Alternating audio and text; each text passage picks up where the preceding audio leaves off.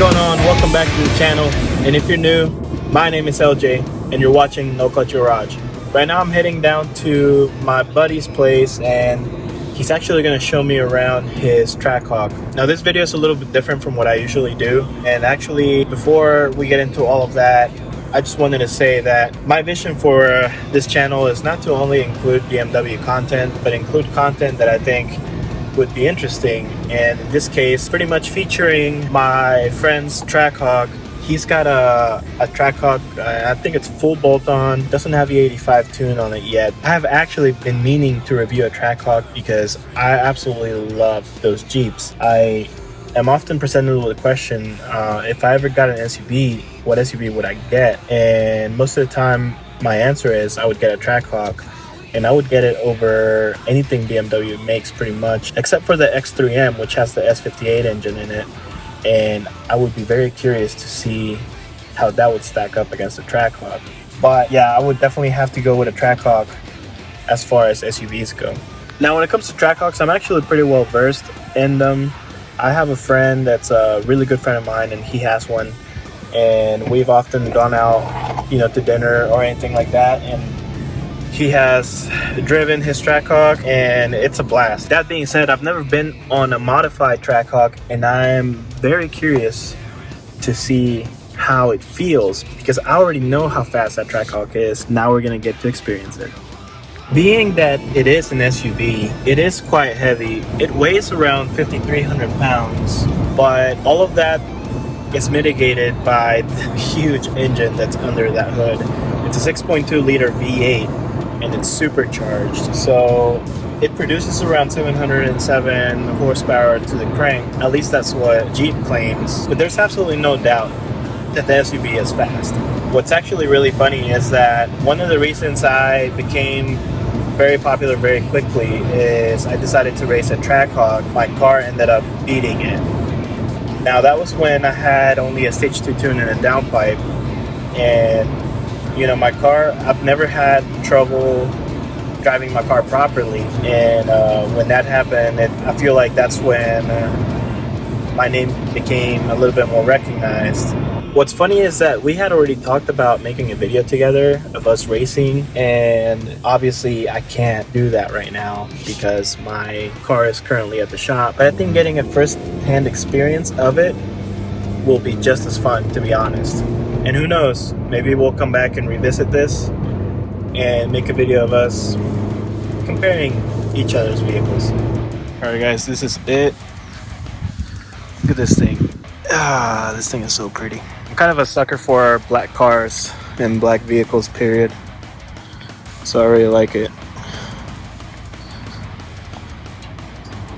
Alright guys, I'm right here with Chase. He is the owner of the Trackhawk. Why don't you tell us a little bit about what you've done with it? Because I know it's modified. Not to tell us everything, just a little run through. So I mean, really it's just basic bolt-ons. It's got a pulley, injectors, thermostat, a tune, and catless mids. I mean, that's pretty much it. Have you put on the dyno at all? I have not put it on the dyno. The similar setup to this made over 800 wheels. To the wheel? Yeah. It's awful. I've been on a stock Trackhawk and it yanks pretty hard, so I'm kind of excited to see what this is like. The problem is we can't do the launch control because it's completely useless. You'll spin? Yeah. That's fine. Let's go ahead and find out what this Trackhawk is all about.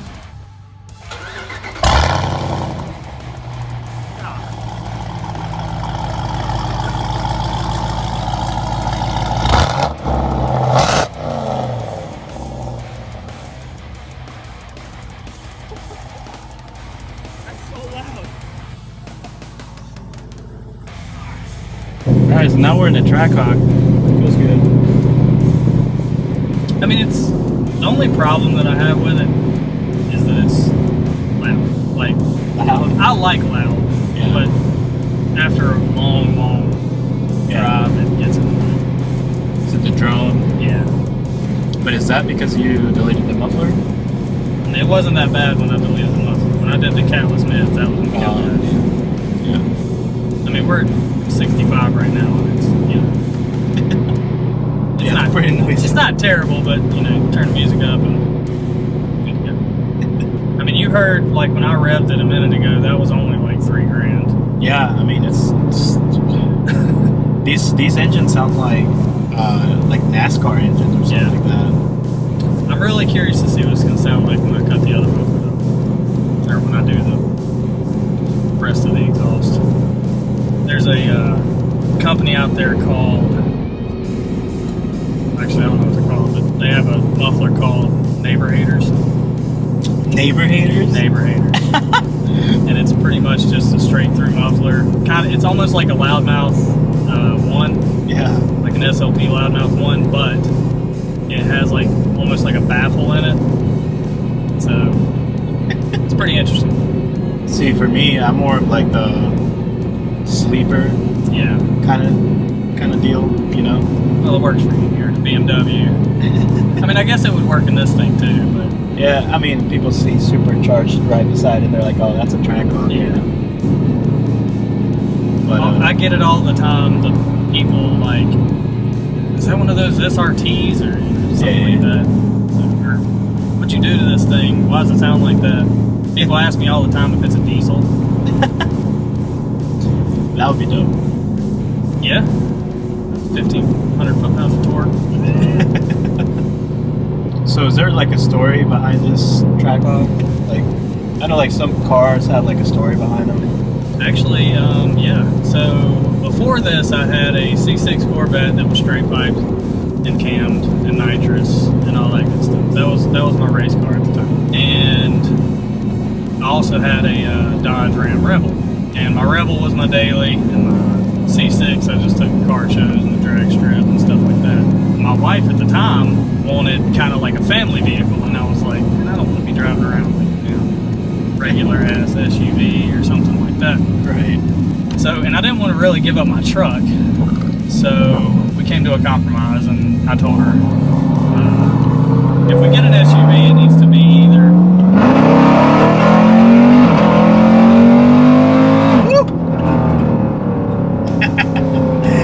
He gave me a thumbs up. I think something fell over. It's fine. So, anyway, we talked for a little while. She was completely against it, getting the Trackhawk because they're so expensive. And I was like, look, I'm actually going to be saving money because right now I'm making 2 car payments on the truck, which was an expensive truck, Yeah. and the car, which it wasn't super expensive when we bought it, but I mean, it was still a decent car payment. But anyway, so I said, look, if I'm trading in my Corvette, I'm going to get something that's at least fast. Right.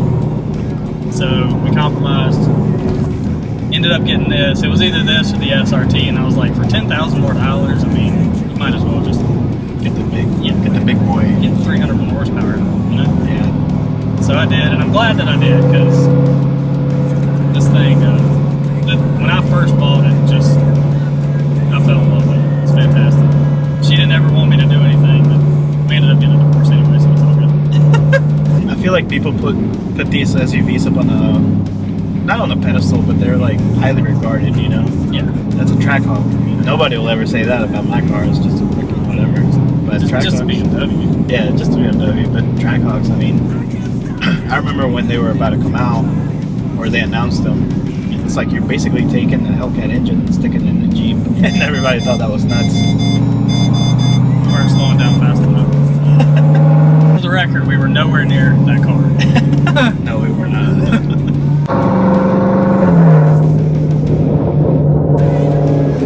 Yeah, the gauge is here too. You can basically go in and customize this however you want it. You can do your AITs and all that stuff, so pretty cool. It's pretty cool that it's built in. Right, so it gives you your air fuel, which is good, and that's actually one of the things that's really accurate, is the air fuel. You can see your horsepower, you can see your torque. That's probably like to the crank, right? It's not accurate at It's all. not accurate right now anyway, right? Yeah. I don't know if this thing's even accurate from the factory, but it's definitely not accurate now. But you can read your boost pressure and all that stuff, which is good, and I think it's pretty accurate. I just go around them. That's what I do. I have no mercy on this road. Let's do a 20.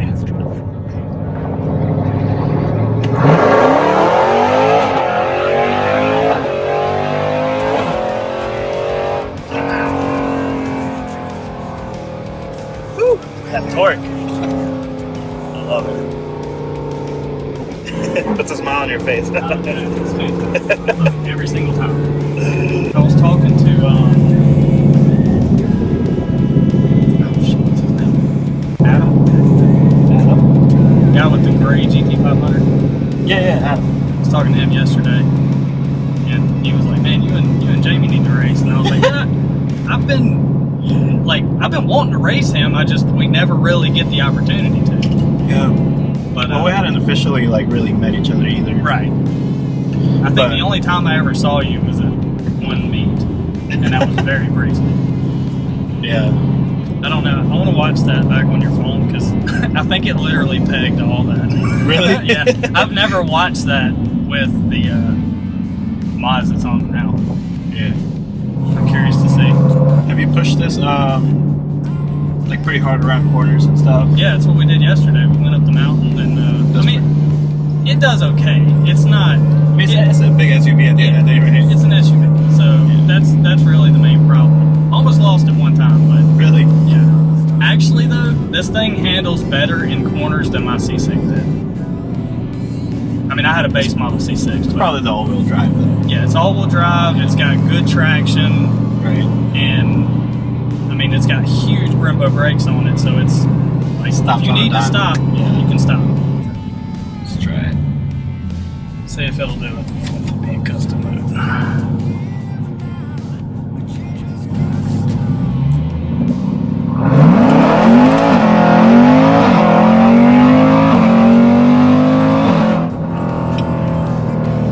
Oh yeah. Oh yeah, I like that. It didn't spin that much. I mean, it is 72 degrees outside, but yeah, we lost everything in there. I went to the drag strip one day and I had my cell phone sitting right there. End up all the way in the back. Yeah, well, I didn't realize it because I didn't look at my phone the whole time I was there, and I got home and I was like, "Damn, where's my phone at?" And it was under the back seat. Yeah, I mean it's so weird. Like I have really high torque as well, Right. and but it doesn't feel the same. This feels like it wants to rip your freaking head off. And Your torque is like your car. I imagine is probably like a GTR, where like it slowly throws you back, but then you stay there. right. Yeah. I don't know. I mean, I feel like GTRs have more power than they do torque. Right. Where I have more torque than I do power. So that torquiness is always there. It's always pulling. It doesn't matter. It kicks in at about 1500 RPMs. Wow. So really low. Yeah, that's how this is. This one it's Yeah. immediate torque. Yeah. And it stays in the torque band like Right. for the majority of the pull, but again, it's really heavy, so you're trying to push all that through the air, like all this. Yeah. It's funny because we have a very similar transmission. Well, it's essentially the same transmission, you and I, but yours is rated for higher torque, obviously. But it's kind of interesting to see how it feels, how different it feels. I'm curious to see what this transmission will actually hold, because I've heard people say that they can hold up to like 1,000 horsepower, like middle horsepower. I believe it, to be honest. Yeah, I mean, I've heard several people say that, and I mean, some people say that the trannies are great, some of them say that they're shit. So.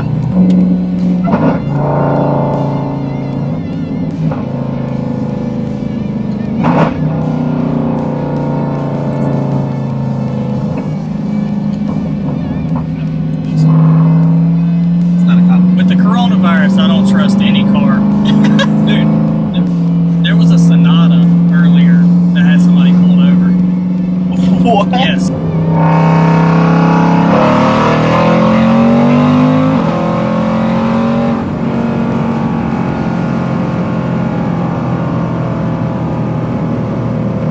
Oh yeah. I'm sorry for what it is. I'm gonna do E85 is gonna be next, which that'll put me over 900 to the wheels. Yeah. You'll really be moving now. The one thing I hear about these all the time is the axles. Yeah, the axles are terrible. Yeah. Well, the problem is, like I was telling you, is the wheel hop. Yeah. The wheel hop at the track is like the worst thing that can happen to you, because these axles are notorious for breaking under wheel hop situations. If you watch any of my videos, you'll see that wheel hops a lot at the track. Off the track, it's not so bad. It just kind of spins. Yeah. When we did that pull a minute ago, though, that's the best that this thing's hooked in a long, long time. Usually it'll spin through first and second. So probably the temperature's warming up a little bit. Yeah, the roads are a little bit warmer. Yeah, the only thing, literally all I've done is just some pretty much simple bolt-ons. Yeah. I mean, it's a lot. It costs a lot of money to do it, but it's all simple stuff. You know, Yeah. pulley injectors, tune. And I got to spend another $1,800 to get the 1300s to put E85 on this thing. Just stupid, because this thing didn't come with flex fuel. It's fun. Yeah, man. Thanks for the ride. Definitely gonna have to race. Calling me out right now? I'm calling you out right now on your video. On my video. Calling me out right now. Okay. That's cool. Yeah. I'll take it. Yeah, we'll have to do something for sure. Because that would have been a way cooler video, I think. But now we can do a follow-up to this video. Yeah, you and I would be a pretty good race. Yeah, for sure. Definitely not up top though. Hey, how are you? This is Jamie. He has a BMW. Almost there. It's slow. He has a slow BMW. I'm Macy and I have a CLA 45. It's cute. It's cute. Yeah, we'll definitely do a follow-up video to this and get some runs in. Maybe like some 0 to 100s. Yeah, I think. Anything after that, I'm not. I don't Hey, you can't have all the wins, okay? I don't want to get walked too bad. Nah. No, but yeah, again, thank you for the experience, man. Yeah. Like I said, I've been in these before, but not something as aggressive as this. And it's pretty cool. And once we do E85, we'll do it again. Do it again? Yeah. Thanks for having me. All right, man. Thanks for coming. Alright guys, so that has been it. It was quite an experience to get to ride in that Trackhawk. The thing is nutty. If we estimated correctly, we said about 800 wheel, and it's just totally different to feel the power, that much power. Even though it's a heavy vehicle, you can still feel the power difference between like that vehicle and my car, even though they're very, very similar in speed and how fast we get down the track. But it was an awesome experience. Thanks a lot to Chase Fur for letting me experience that, and we had some great talks afterwards, and we'll be collaborating on some more videos in the future. But anyway guys, thank you for watching. I hope you like this. It's a little departure from what I usually do, but I really enjoy learning about other people's vehicles. So if you like what you saw, go ahead and give this video a like. Go ahead and subscribe to this channel. There'll be more content like this coming. Thanks for watching, and I'll see you next time.